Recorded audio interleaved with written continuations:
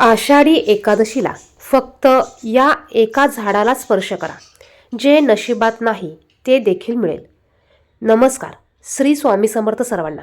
मी क्रांती तुमचं पुन्हा एकदा आपल्या या यूट्यूब चॅनेलवर खूप खूप स्वागत करते.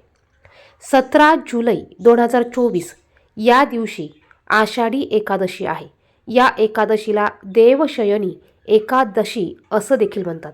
या आषाढी एकादशीला खूप सारे महत्त्व आहे आणि ह्या एकादशीचं व्रत लहानांपासून मोठ्यांपर्यंत सर्वजण करत असतात. या आषाढी एकादशीला तुम्हाला व्रत करायला जमलं नाही, उपवास तुम्ही जरी केला नाही तरी देखील तुम्हाला या झाडाला स्पर्श करायचा आहे. यामुळे तुमचे 7 पिढ्यांचं दारिद्र्य नष्ट होणार आहे. जे तुमच्या नशिबात नसेल ते देखील तुम्हाला मिळणार आहे. इतकं महत्त्व या आपल्या हिंदू धर्मामध्ये या झाडांना आहे आणि याच विषयीची माहिती आपण आजच्या व्हिडिओमध्ये बघणार आहोत. तर आपल्याला अशा 5 झाडांना स्पर्श करायचा आहे. तुम्हाला शक्य झाल्यास तुम्ही 5 पैकी कोणत्याही एका झाडाला स्पर्श केला तरी चालणार आहे. याच विषयीची संपूर्ण माहिती आपण आजच्या व्हिडिओमध्ये बघणार आहोत. तर व्हिडिओ कुठेही स्किप करू नका, संपूर्ण बघा. त्यापूर्वी तुम्ही जर का चॅनेलवर नवीन असाल, पहिल्यांदाच माझे व्हिडिओ बघत असाल तर चॅनेलला सबस्क्राईब करा आणि असेच माहितीची व्हिडिओ बघण्यासाठी बाजूच्या बेल आयकॉनला देखील प्रेस करा. वृक्ष, वनस्पती, पर्वत आणि नद्या यांना हिंदू धर्मात विशेष महत्त्व आहे. आध्यात्मिक दृष्टीने काही झाडे आणि वनस्पतींना देवांचे प्रतीक मानले जाते. शास्त्रात ही काही झाडे पूजनीय मानली जातात कारण त्यांच्यामध्ये देवदेवतांचा वास असतो असे मानले जाते. या वृक्षांची पूजा केल्याने देवांचा आशीर्वाद प्राप्त होतो आणि सुख समृद्धी नांदते. यामध्ये पहिलं झाड आहे ते म्हणजे पिंपळ. हिंदू धर्मात पिंपळाच्या झाडाचे महत्त्व सांगितले आहे. पिंपळात 33 प्रकारच्या देवता राहतात. पिंपळाला अमृताचे झाड असंही म्हणतात. औषधी गुणांनी समृद्ध असलेल्या पिंपळाला कल्पवृक्ष असेही नाव देण्यात आले आहे. पिंपळाच्या झाडामध्ये भगवान विष्णू वास करतात. त्याचप्रमाणे माता लक्ष्मी देखील वास करते. त्यामुळे या झाडाची पूजा केल्याने आरोग्याचे वरदान मिळते. सर्व प्रकारचे संकट दूर होऊन जीवनात सुख समृद्धी येते. तुम्हाला आषाढी एकादशीच्या दिवशी पिंपळाच्या झाडाची पूजा करायची आहे. तुम्हाला पिंपळाच्या झाडाला 1 तांब्यावर जल अर्पण करायचं आहे. यामध्ये थोडंसं तुम्ही कच्चं दूध टाकू शकतात. हे जल तुम्हाला पिंपळाच्या वृक्षाला अर्पण करायचं आहे आणि तुम्हाला 7 प्रदक्षिणा घालायच्या आहे. ओम नमो भगवते वासुदेवाय या मंत्राचा तुम्हाला जप करत 7 प्रदक्षिणा घालायच्या आहे आणि यानंतर तुम्हाला पिंपळ वृक्षाला स्पर्श करून हात लावून तुम्हाला नमस्कार करायचा आहे. जर का तुमच्या काही इच्छा असतील तर त्या इच्छा देखील तुम्ही त्यांना मनोमन सांगू शकतात. यामुळे तुमच्या इच्छा देखील पूर्ण होण्यास मदत होईल. या दिवशी एकादशीच्या दिवशी भगवान श्रीहरी विष्णू यांची खास करून पूजा केली जाते. त्यामुळे तुम्हाला या दिवशी पिंपळाच्या वृक्षाची पूजा करायची आहे आणि पिंपळाच्या वृक्षापाशी तुम्हाला एक दिवा प्रज्वलित करायचा आहे. तर या पद्धतीने तुम्हाला पिंपळाच्या वृक्षाची देखील पूजा करायची आहे. यानंतर दुसरं वृक्ष म्हणजे तुळस. हिंदू धर्मात तुळशीचे महत्त्व खूप सांगितले जाते. ज्या घरात तुळशीचे रोप असते तिथे देवी लक्ष्मी वास करते आणि ज्या ठिकाणी माता लक्ष्मी वास करते त्या ठिकाणी भगवान श्रीहरी विष्णू नेहमी वास करतात. त्यामुळे घरात नेहमी सुख समृद्धी आणि शांती नांदते. तुळशीच्या पानांचे सेवन अनेक रोगांवरही फायदेशीर ठरते. मात्र रविवारी आणि एकादशीला तुळशीची पानं तोडू नये, तुळशीला इजा करू नये, तुळशीला जल अर्पण करू नये. त्यामुळे तुम्हाला एकादशीच्या दिवशी माता तुळशीची देखील पूजा करायची आहे. तुळशी मातेला तुम्ही चिमूटभर हळद अर्पण करू शकतात. कच्चं दूध 2 चमचे तुम्ही अर्पण करू शकतात. परंतु या दिवशी तुम्हाला चुकूनही तुळशीला जल अर्पण करायचं नाही आहे आणि तुळशीची पानं तुम्हाला चुकूनही तोडायची नाही आहे. तुळशी मातेला तुम्ही हळदी, कुंकू, अगरबत्ती, धूप तुम्ही लावू शकतात. तुम्ही दिवा प्रज्वलित करू शकतात. तुम्हाला तुळशी मातेला 7 किंवा 11 प्रदक्षिणा घालायच्या आहे. ओम नमो भगवते वासुदेवाय या मंत्राचं तुम्हाला जप करायचा आहे आणि तुम्हाला तुळशी मातेला नमस्कार करायचा आहे. तर बघा, आपल्याला तुळशीची देखील या दिवशी आवर्जून पूजा करायची आहे. यानंतरचं तिसरं वृक्ष ते म्हणजे केळीचं झाड.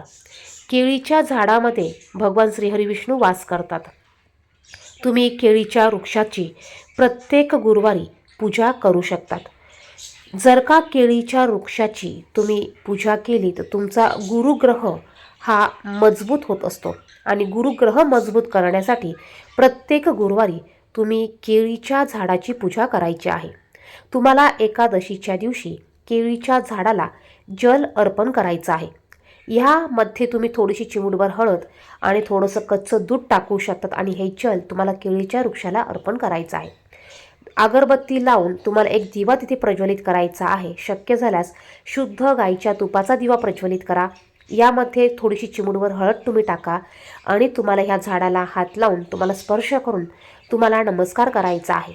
झाडाला तुम्हाला शक्य झाल्यास 7 किंवा 11 प्रदक्षिणा घालायच्या आहे आणि ओम नमो भगवते वासुदेवाय नमः या मंत्राचा तुम्हाला जप करायचा आहे.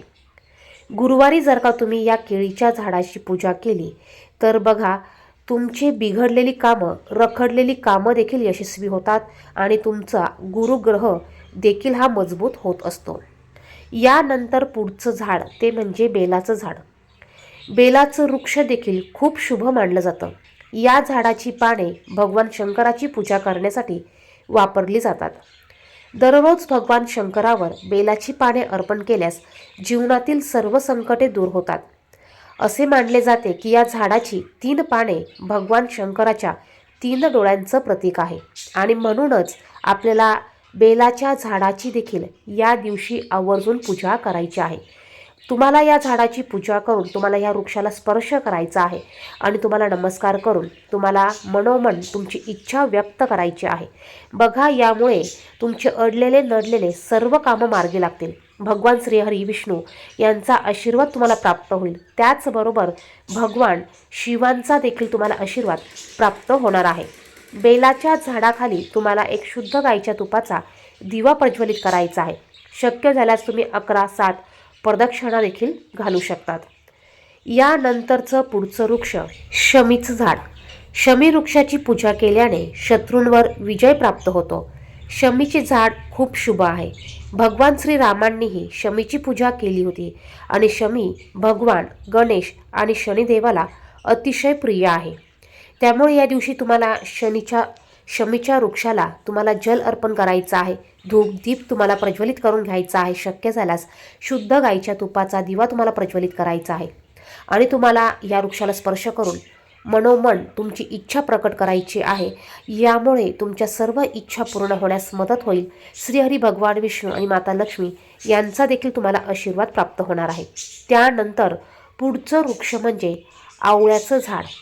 आवळ्याच्या झाडामध्ये देखील भगवान श्रीहरी विष्णू यांचा वास असतो आणि त्यामुळे या दिवशी आपण आवर्जून भगवान श्रीहरी विष्णू आणि माता लक्ष्मी यांचा आशीर्वाद प्राप्त करून घेण्यासाठी एकादशीच्या दिवशी आपल्याला आवळ्याच्या झाडाची देखील पूजा करायची आहे.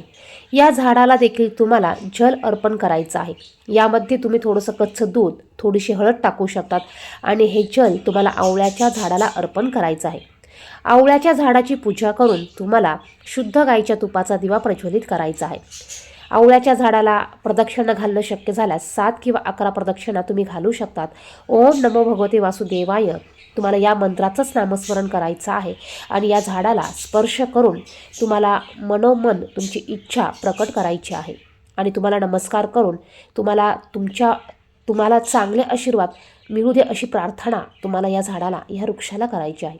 बघा, आषाढी एकादशीच्या दिवशी तुम्हाला या वृक्षांपैकी जितक्या वृक्षांची पूजा करणं शक्य होईल तेवढ्या वृक्षांची पूजा तुम्हाला या दिवशी करायची आहे.